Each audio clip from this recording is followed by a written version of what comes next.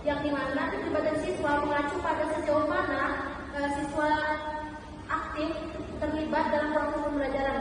Nah, di sini artinya kita sebagai guru memperhatikan siswa tersebut, mana sih siswa yang selalu aktif dan mana sih siswa yang tidak aktif, dan kita di situ harus mengevaluasi di mana siswa yang aktif tersebut. Nah, yang kedua ada memperdalam pemahaman. Di sini memperdalam pemahaman berarti membantu siswa tidak hanya mengingat informasi. Contohnya dalam pembelajaran rukun iman. Di sini kita sebagai guru dapat memberikan contoh. Di sini kita dapat menyebutkan rukun iman yang pertama sampai rukun iman yang keenam.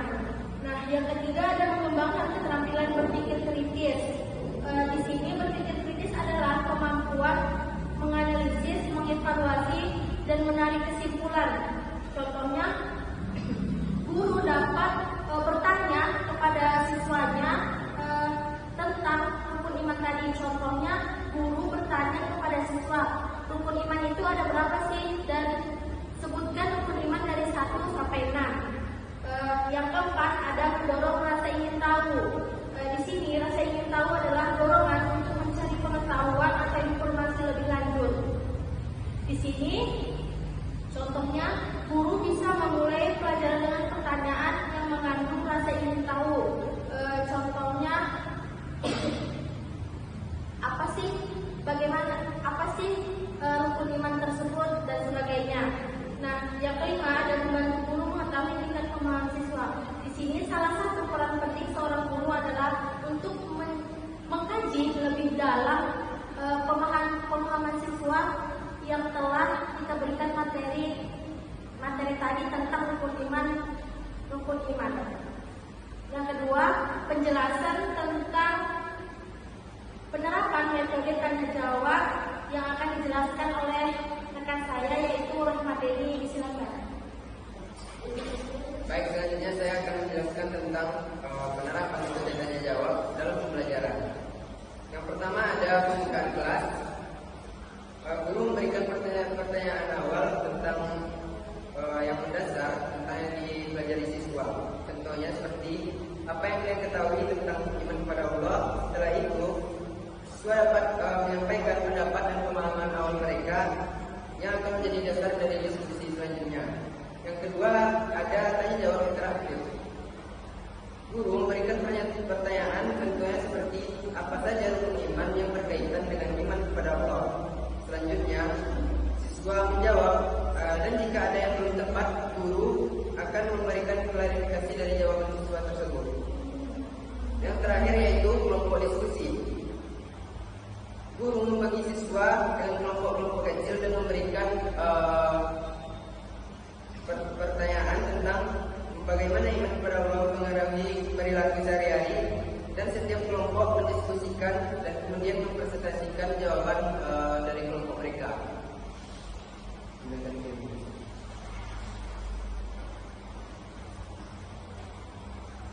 Nah, baik, selanjutnya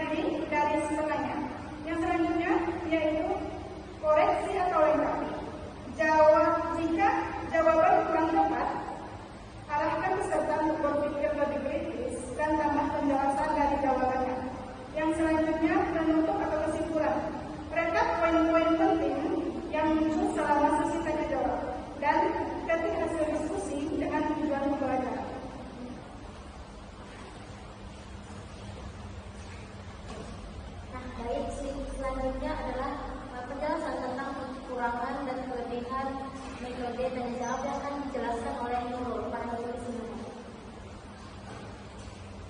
Baik, di sini saya akan menjelaskan kelebihan metode tanya jawab. Di sini pertanyaan dapat menarik dan mengusap perhatian siswa. Sekaligus ketika itu siswa sedang ribut yang mengatur kembali segera dan menangkap kartunya.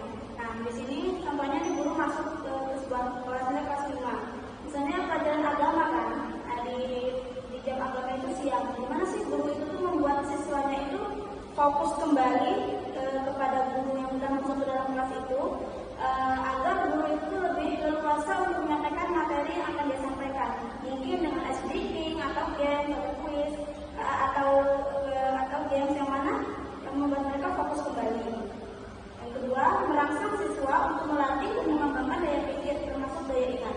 Nah, di sini guru memberikan pertanyaan dengan metode tanya jawab, guru ke siswa atau siswa bertanya ke guru atau siswa bertanya ke temannya. Nah, di sini guru harus merangsang siswa untuk melatih dan mengembangkan daya pikir dan termasuk daya ingat. Di sini gimana sih guru itu tuh membuat siswa itu tuh berpikir kritis, seperti guru memberikan studi kasus, contohnya tentang rukun iman. Gimana kita meneladani rukun iman itu ke kehidupan kita sehari-hari. Ya, dari situlah guru itu tuh memberikan siswa sebuah pertanyaan yang mana membuat mereka itu berpikir kritis dan akan mengingat pertanyaan sekaligus jawaban yang harus mereka sampaikan. Yang ketiga, mengembangkan keberanian dan keterampilan siswa dalam menjawab dan mengemukakan pendapat. Di sini guru dalam bertanya itu jangan menyebutkan siswa yang mana maka siswa itu tidak berani untuk memberikan pendapat dia. Jadi kita itu sebagai guru harus mendekatkan diri kita kepada siswa. Ada siswa yang pemalu, ada siswa mungkin yang memang super aktif. Kita harus benar-benar memperhatikan semuanya, tidak hanya siswa yang aktif saja, tapi siswa yang pasif pun kita harus perhatikan. Di sini juga ada kekurangan metode tanya jawab. Siswa merasa takut apabila guru kurang dapat mendorong siswa untuk berani dengan menciptakan suasana yang tidak tegang, melainkan akrab. Di sini saya sedikit solusinya, ya seperti tadi, guru itu mendekatkan diri dia kepada siswa untuk lebih mengenali karakter siswanya masing-masing.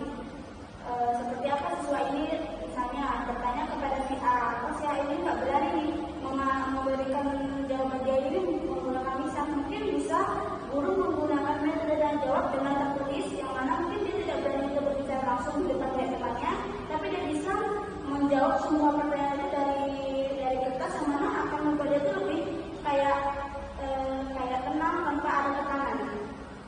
Yang kedua itu tidak mudah membuat pertanyaan yang sesuai dengan tingkat berpikir dan mudah dipahami siswa. Kadang sebenarnya guru itu tuh memberi di sini saya searching ada dua solusinya. Sebenarnya guru itu tuh memberikan pertanyaan itu tidak di luar kemampuan siswanya, tapi guru tahu nih sebelum dia memberikan pertanyaan dia menganalisa lagi nih kemampuan siswanya. Kenapa guru memberikan pertanyaan itu agar siswa yang aktif lebih aktif dan siswa yang nggak aktif ini termotivasi dengan temannya yang aktif, dengan dia berpikir kritis, bukan tapi guru tidak menyuruhkan dia misalnya harus benar, tidak, tapi kembali kepada guru yang diutamakan adalah keberanian dia, berani dia berbicara, berani dia berpendapat, benar atau tidaknya itu nomor dua. Yang kedua itu waktu sering banyak terbuang, terutama apabila siswa tidak dapat menjawab pertanyaan sampai 2 atau 3 orang siswa. Mungkin di sini solusinya seperti misalnya si A bisa menjawab pertanyaan, si B bisa menjawab, si C nggak bisa. Mungkin si C ini nggak bisa karena dia tuh nggak bisa nggak pede dengan dia menyampaikan jawaban atau mengajukan pertanyaan itu dengan lisan, dengan langsung. Dari itulah guru memberikan metode dan jawab dengan tertulis, tapi tidak dibatasi waktu, tapi memberikan mereka ruang untuk berpikir yang akan mereka cantumkan ke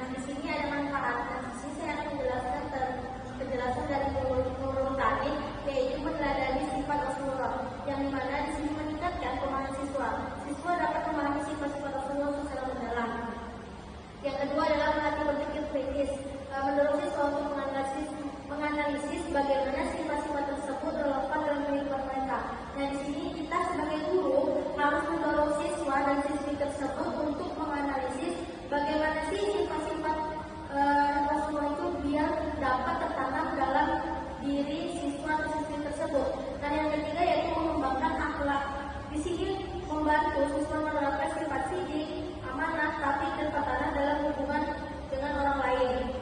Berikutnya, mempererat hubungan guru dan siswa, diskusi interaktif, menciptakan suasana pembelajaran yang akrab dan bermakna. Selanjutnya akan dijelaskan oleh Kak Mabit.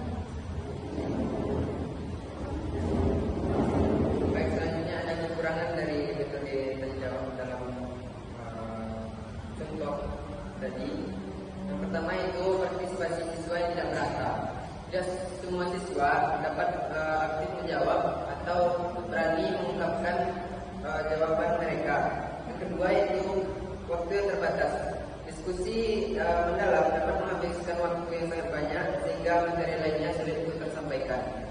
Yang ketiga, kemungkinan jawaban siswa kurang tepat. Siswa mungkin memberikan jawaban yang kurang relevan atau salah dan memerlukan waktu untuk meneruskan jawaban tersebut. Adapun solusi dari kekurangan ini yang pertama yaitu melibatkan siswa yang fasih. Guru bisa memberikan pertanyaan sederhana atau menunjuk siswa tertentu secara bergantian untuk menjawab. Yang kedua itu pengelolaan waktu. Guru perlu menyusun pertanyaan yang spesifik dan terarah untuk menghindari diskusi yang melebar.